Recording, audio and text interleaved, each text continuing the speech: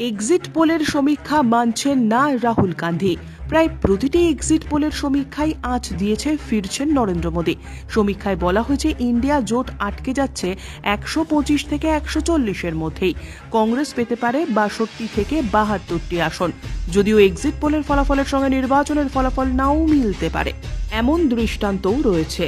আর তার পরের দিন রবিবার লোকসভা প্রার্থী পিসিসি সভাপতি এবং সিএলপিদের সঙ্গে বৈঠকে বসলেন কংগ্রেস সভাপতি মল্লিকার্জুন খাড়গে এবং রাহুল গান্ধী সহ শীর্ষ কংগ্রেস নেতৃত্ব। গণনার দিন এবং গণনা পরবর্তী স্ট্র্যাটেজি নিয়ে বিস্তারিত এই বৈঠকে আলোচনার জন্যই এই জুম বৈঠক ডাকা হয়েছে বলে কংগ্রেস সূত্রের খবর। গত শনিবারই মল্লিকার্জুন খাড়গে দলীয় নেতাকর্মীদের সতর্ক করে জানিয়েছিলেন ভোট গণনার দিন সতর্ক থাকতে হবে তাঁদের। জানা গিয়েছে এদিনের বৈঠকেও প্রত্যেক প্রার্থীকে টানা ভোট গণনা কেন্দ্রে থাকার নির্দেশ দেওয়া হয়েছে এবং প্রতি রাউন্ডের কাউন্টিং এর শেষে সেই রিপোর্ট শীর্ষ নেতৃত্বকে পাঠাতে বলা হয়েছে।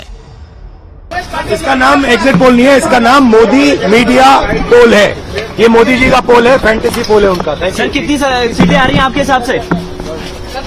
सिद्धू मूसेवाला का सॉन्ग सुना आपने? 295। ব্যুরো রিপোর্ট, উত্তরের প্রহরী।